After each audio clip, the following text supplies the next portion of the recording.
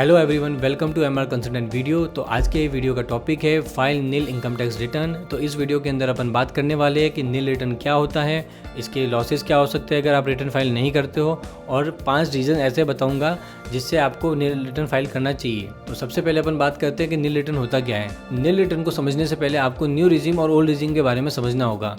तो यहाँ पे मैंने इनकम स्लैब्स बनाए हैं न्यू रिजीम और ओल्ड रिजीम के। तो अगर आप देख सकते हैं कि आपकी इनकम अगर 3 लाख के अंदर है तो वहाँ पे जो आपका टैक्स लग रहा है वो नील लग रहा है। वही अगर ओल्ड रिजीम के अंदर आप देख रहे हैं कि आपका टैक्स स्लैब के अंदर 2.5 लाख तक की इनकम है तो वहाँ पे जो टैक्स रेट लग रही है वो नील लग रही है। तो ये अमाउंट पे जो टैक्स रेट है आपकी जो नील है वो एक बेसिक एग्जेम्पशन लिमिट है गवर्नमेंट की दी हुई आपको। अगर वहाँ तक कि आपकी रिटर्न अगर आप फाइल करते हो तो वो एक नील रिटर्न बोली जाती है, जहाँ पे आपको कोई टैक्स पे नहीं करना होता। आपकी इनकम जितनी है आप उतनी शो कर दीजिए। बट अगर इसी टैक्स स्लैब के अंदर अगर आपकी इनकम हायर टैक्स स्लैब में फॉल करती है तो वहाँ पे भी आप टैक्स 0 पे कर सकते हो। वो देखिए कैसे, अगर आपकी न्यू रिजीम के अंदर आपकी इनकम 7 लाख तक की है तो वहाँ पे आपको टैक्स 0 पे करना होता है, क्योंकि कोई स्टैंडर्ड डिडक्शन मिल जाता है और उसके बाद टैक्स रिबेट मिल जाती है। यानी कि टैक्स रिबेट आपको इनकम टैक्स एक्ट 87A के अंदर मिलती है, जो आपके लिए एक बेनिफिट है। यानी कि न्यू रिजीम के अंदर आपको 25,000 तक की टैक्स रिबेट मिलती है, वही ओल्ड रिजीम के अंदर 12,500 तक की मिलती है। तो अगर आपकी इनकम 7 लाख तक है तो आपको न्यू रिजीम में कोई टैक्स पे नहीं करना। वही अगर ओल्ड रिजीम के अंदर 5 लाख तक की इनकम है तो आपको वहाँ पे भी कोई टैक्स पे नहीं करना है। नेक्स्ट अब बात करते हैं लॉसेस के बारे में। अगर आप आईटीआर फाइल नहीं करते तो आपको क्या क्या लॉसेस हो सकते हैं। सबसे पहले आपको लेट पेनल्टी फ़ीस भरनी पड़ सकती है, क्योंकि गवर्नमेंट का एक रूल है कि अगर आप एक डेट तक अपनी रिटर्न फाइल नहीं करते हो तो आपको लेट पेनल्टी की फ़ीस पे करनी पड़ सकती है। 31 जुलाई ही होती है, बट कहीं कंडीशंस में ये ड्यू डेट चेंज हो सकती है। तो आपको उस ड्यू डेट से पहले ही आपका रिटर्न फाइल कर देना चाहिए, जिससे आपको पेनल्टी नहीं लगे। फिर सेकेंड, अगर आपको पेनल्टी लगती है तो उसके ऊपर आपको 1% इंटरेस्ट भी लगेगा हर महीने के हिसाब से। फिर थर्ड पॉइंट है कैरी फॉरवर्ड ऑफ लॉसेस। इसके बारे में मैं आपको आगे बताता हूँ। फिर फोर्थ पॉइंट आ जाता है इम्प्रीजमेंट भी हो सकती है। यानी कि आप अगर रिटर्न फाइल नहीं कर रहे हो, आप अपना टैक्स शो नहीं कर रहे हो, आप अपनी इनकम शो नहीं कर रहे हो, तो इनकम टैक्स एक्ट के अंदर आपको ये टैक्स का एविएशन माना जाता है। इसके अगेंस्ट में आपको पेनल्टी या इम्प्रीजमेंट भी फेस करना पड़ सकता है। तो अब बात करते हैं 5 रीजन्स के बारे में जिससे आपको रिटर्न फाइल करना चाहिए। तो सबसे पहला, आप डिडक्शंस क्लेम कर सकते हो और टैक्स रिबेट्स भी ले सकते हो। जैसे कि मैंने पहले बताया कि टैक्स रिबेट अगर आप न्यू रिजिम में हो तो 25,000 की, और ओल्ड रिजिम में हो तो 12,500 तक की रिबेट ले सकते हो। वहीं ओल्ड रिजिम में अगर आप अपना रिटर्न फाइल कर रहे हो तो वहाँ पे आपने अगर टैक्स सेविंग इन्वेस्टमेंट्स किए तो उनके क्लेम ले सकते हो। अगर आपने हेल्थ इंश्योरेंस लिया है उसका क्लेम ले सकते हो। अगर आपको HRA मिल रहा है या अदर अलाउंसेस मिल रहे हैं तो उनका क्लेम ले सकते हो।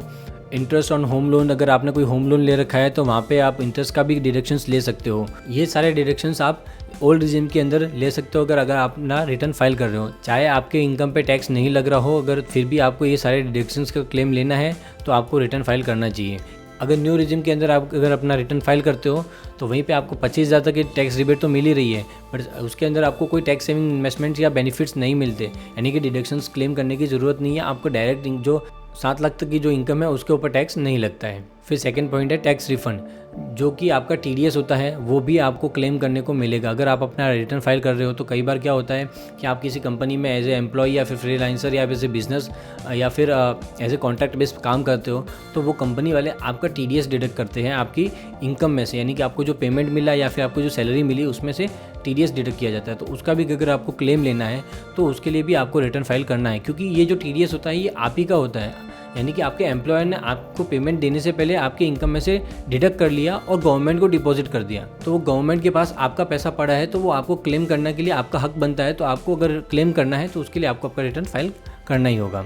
फिर नेक्स्ट पॉइंट है कैरी फॉरवर्ड ऑफ लॉसेस। अगर आप अपना रिटर्न फाइल करते हो तो आप अपने लॉसेस भी कैरी फॉरवर्ड कर सकते हो। यानी कि अगर आपको कैपिटल गेन में कोई भी लॉसेस हुए हैं, इक्विटीज़ के लॉसेस है, शेयर मार्केट के, अगर प्रोफेशनल इनकम से या फिर बिजनेस में कोई लॉसेस हुआ है तो आप उसको भी कैरी फॉरवर्ड कर सकते हो इन फ्यूचर इनकम में। फॉर एग्जांपल, इस साल के इनकम में आपका 1 लाख का लॉस है और नेक्स्ट फ्यूचर इनकम में आपको 10 लाख का प्रॉफिट हो जाता है, तो वहीं पे ये 1 लाख का आपका जो लॉस है वो आप नेक्स्ट फ्यूचर इनकम में लेस करके 9 लाख का प्रॉफिट बता सकते हो। यानी कि आपको टैक्स कम पे करना पड़ेगा। अगर आपका प्रॉफिट इनकम जो होगी वो अगर कम होगी तो वहाँ पे टैक्स इनकम कम लगेगी। अगर आप इस साल का रिटर्न फाइल करोगे तभी आप इस साल का लॉस है वो आगे के फाइनेंशियल ईयर में आप कैरी फॉरवर्ड कर पाओगे, नहीं तो नहीं कर पाओगे। फिर फोर्थ पॉइंट है प्रूफ ऑफ इनकम। आपका ITR as a proof of income भी आपके लिए काम करता है। यानी कि क्या होता है, कई बार किसी एम्प्लॉय को सैलरी स्लिप नहीं होती तो वो एज ए आईटीआर अपना इनकम प्रूफ शो कर सकता है, या फिर आप फ्रीलांसर या फिर प्रोफेशनली काम कर रहे हो तो आपके पास इनकम प्रूफ आपका ITR ही होता है।